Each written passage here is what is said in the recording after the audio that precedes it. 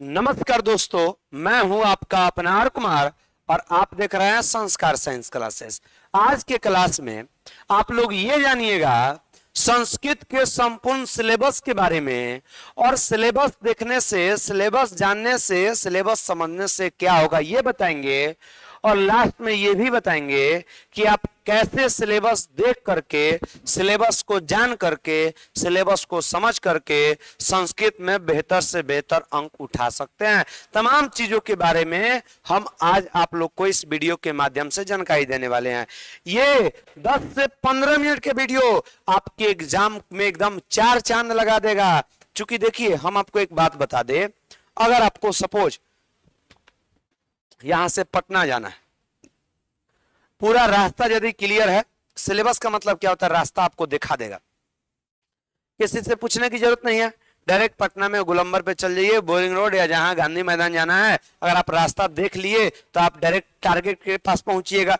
भले आपका काम वहां ना हो बिगड़ जाए, ऐसा हो, कुछ भी हो, उससे कोई मतलब नहीं है, बट आप सही सलामत तो रास्ते पे पहुंच जाइएगा ना, जहां आपको जाना है वहां चले जाइएगा ना। ये मात्र 10 से 12 मिनट 15 मिनट का वीडियो में आपको यही बताएंगे कैसे आपको रास्ता पकड़ के जाना है बिना पूछे और वहां पर दौड़ कर देना है। ठीक है, देखिए सबसे पहले आपको यह जानना होगा कि ये संस्कृत जो है कितना नंबर का पूछता है।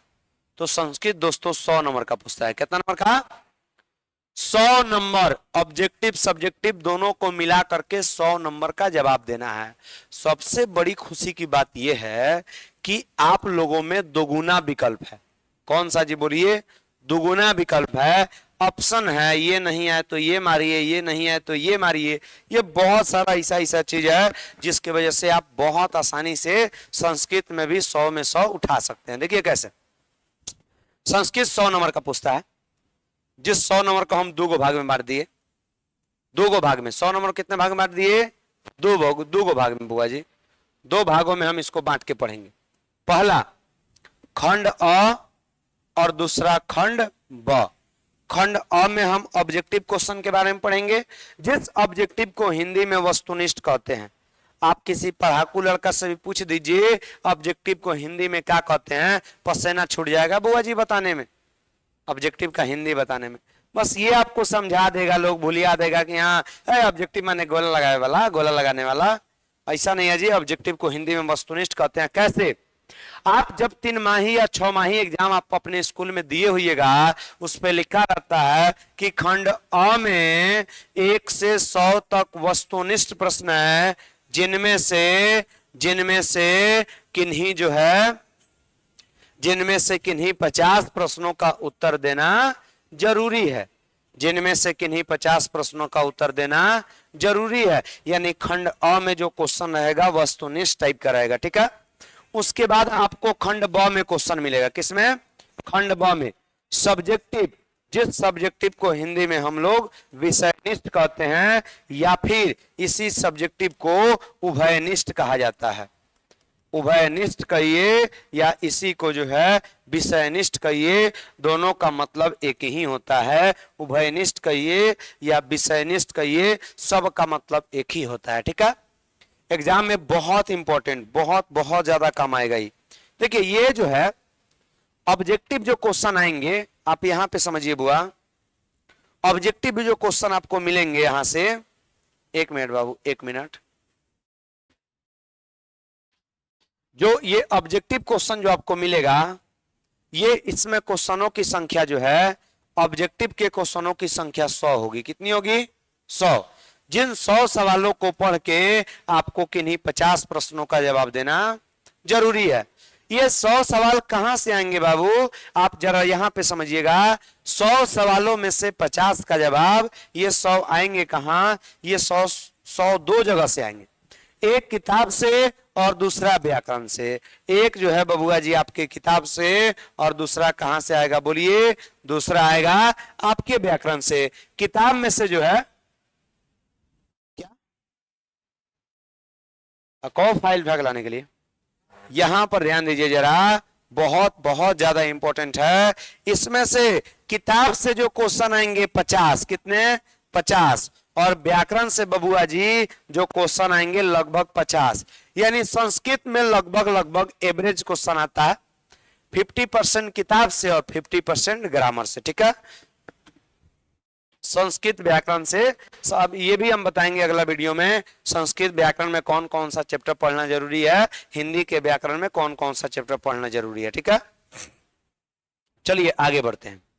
व्याकरण 50, बुआ जी हिंदी नहीं है, ये संस्कृत है। 99% बच्चों को संस्कृत में गोला लगाने के लिए किताब का जरूरत पड़ता है, और उन लोगों को किताब ज्यादा अच्छा लगता है। तो हम भी आप लोग को यही राय देंगे कि आप लोग किताब का तैयारी 100% करके आइए, और व्याकरण का तैयारी लगभग 40% भी कर लीजिएगा तो काम चल जाएगा। कहिएगा सर बिल्कुल नहीं करे तो बबुआ जी फर्स्ट डिवीजन आ सकते हैं, लेकिन संस्कृत में 100 में 100 लाने का सपना बिना व्याकरण का पूरा नहीं होगा। कम से कम ऑब्जेक्टिव सेशन में आपको 40% तैयारी करना पड़ेगा, तभी जाकर के आप 50 में 50 गोला लगा सकते हैं। लगभग 50 हम बोले हैं ना, मान लीजिए बाई मिस्टेक आपके दिमाग से एक आध क्वेश्चन मिस्टेक हो जाए, ये है, और दोनों को मिला करके आपको 50 सवालों का जवाब देना है। 99% जो विद्यार्थी जवाब देते हैं, 99% चाहे वो टॉपर विद्यार्थी हो या नॉर्मल विद्यार्थी हो, जो भी ये जवाब देते हैं 99% विद्यार्थी किताब के सवालों का जवाब दे पाते हैं। संस्कृत की बात हम बोले तो संस्कृत में, ठीक है, संस्कृत के ऑब्जेक्टिव में आपको यहां से कोई दिक्कत नहीं है, दोनों एवरेज तैयारी करना है। आ जाते हैं सब्जेक्टिव सेशन में। कहिएगा सर जी सब्जेक्टिव में कहां कहां से सवाल आएंगे जरा बता दीजिए। अरे बुआ जी देखिए सब्जेक्टिव जो खंड ब में मिलेगा आपको, खंड ब में जो है, यहां पर ध्यान दीजिए जी, खंड ब में आपको क्या मिलेगा बोलिए, सब्जेक्टिव मिलेगा, जो कि बहुत बहुत ज्यादा इंपॉर्टेंट एग्जाम के दृष्टिकोण से। सबसे पहला सवाल संस्कृत के व्याकरण में जो सबसे पहला सवाल आपको मिलेगा, देखिए व्याकरण से भी इसमें सबसे ज्यादा सवाल बताते हैं कौन कौन व्याकरण से, कौन कौन किताब से। अपठित गद्यांश मिलेगा 7 नंबर का, कितना नंबर का, 7 नंबर। क्वेश्चन नंबर पहला, क्वेश्चन नंबर दूसरा भी आइएगा ना सब्जेक्टिव में, तो दूसरा में भी अपठित गद्यांश मिलेगा, और कितना नंबर का मिलेगा बोलिए, 6 नंबर का, यानी 7 6 कितने होगा 13। यानी टोटल गद्यांश सेशन में बात किया जाए संस्कृत के गद्यांश सेशन में, तो गद्यांश से टोटल आप कितना नंबर उठा सकते हैं, टोटल गद्यांश में 13 नंबर उठा सकते हैं। कब, जब आपका गद्यांश का 100% प्रैक्टिस है, तब। गद्यांश प्रैक्टिस की चीजें है, रटना उतना इसमें नहीं होता है, याद वाद करना कुछ नहीं होता है, जितना प्रैक्टिस कीजिएगा उतना गद्यांश आपका हो जाएगा, ठीक है। 100% यदि गद्यांश का आपका प्रैक्टिस है, 100% प्रैक्टिस है, तो आप गद्यांश में 13 मार्क्स उठा सकते हैं, अन्यथा गद्यांश का सपना छोड़ दीजिए। तीसरा सवाल पत्र लेखन, जो कितना नंबर का आएगा जी बोलिए, 4 नंबर का, यानी पत्र लेखन 2 गो सवाल आएगा, जो 4 नंबर का, माने 4 गो सवाल आएगा जिसमें 2 गो जवाब देना है।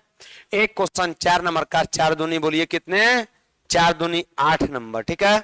अगला आइए, चौथा क्वेश्चन में आपको अनुच्छेद मिलेगा, क्या मिलेगा जी, अनुच्छेद मिलेगा, जो अनुच्छेद आपके एग्जाम में 7 नंबर के पूछे जाते हैं। कितना नंबर का अनुच्छेद, कितना मार्क्स का आएगा, 7 नंबर का। पांचवा में आपको अनुवाद मिलेगा, क्या मिलेगा, अनुवाद। अनुच्छेद समझते हैं, पहले ये बात को समझिए बुआ, क्या इस अनुच्छेद को आप समझते हैं, ये अनुच्छेद क्या है। जैसे किसी विद्यालय पे दे दिया 7 वाक्यों में जवाब दीजिए, मम विद्यालय, अस्माकम विद्यालय, तो अस्माकम विद्यालय रक्षा व्यवस्था उत्कृष्टम अस्ति। हाँ, अहम चाहे मम विद्यालय सर्वत्र शिक्षक अच्छे हैं, अच्छे का क्या बहुत सारा चीज ऐसा लगा सकते हैं, मम विद्यालय चाहे अस्माकम विद्यालय सर्वत्र शिक्षकम स्वभवती, बहुत सारा चीज आप लगा सकते हैं। मान लीजिए ये आप बना सकते हैं कि अस्माकम विद्यालय एक विशाल मैदान मस्ती, हमारे विद्यालय में एक बड़ा मैदान है, बहुत सारा चीज लगा सकते हैं। कोई भी एक टॉपिक देगा उसके ऊपर 7 वाक्यों में संस्कृत में कन्वर्ट, संस्कृत में 7 वाक्यों में जवाब दे देना है, ठीक है। ये गधांश आपका कितना नंबर, सॉरी अनुच्छेद मिलेगा कितना नंबर का, 7 नंबर का। 5 नंबर क्वेश्चन में आइएगा ना तो आपको अनुवाद मिलेगा, क्या मिलेगा, अनुवाद, जो 6 नंबर का। जैसे क्वेश्चन रहेगा बालक को मिठाई अच्छी लगती है, क्वेश्चन क्या रहेगा जी बोलिए,